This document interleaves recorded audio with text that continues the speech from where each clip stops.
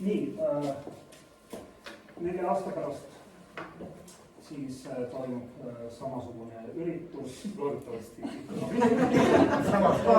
kogukonnakeskuses. Ja küsimusi veel laekunud. Aga tema ei olnud, me kahjuks nüüd seekord minust. Me tähendab unustasin, aga asja eest. Ühesõnaga, Ruslan Vutasin, Ivan Kaldma, Aarne Veebla, Allan Seli, Risto Nahtur, Ava Ojasalu, Eve Kislov, Ants Vedane, Aila Lüürak, Aurika Siin-Küra, aplausid.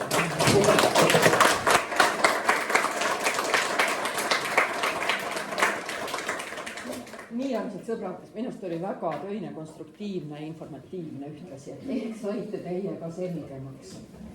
Nii mõnegi aeg on veel mõelda, veel on aega mõelda, ka kogukond jõuab veel omavahel natukene nokkelda. Aga mulle see kõik väga meeldis ja tulge muutke asja, sest ega mujale pole meil ju minna ja kõiki neid armsaid kandidaate täna siin.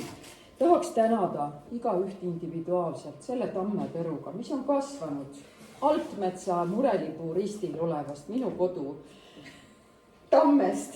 Nii, pange kasvama, mis iganes te tahaksite teha, see on üks kindel asi, millel on tulemus, eks ole.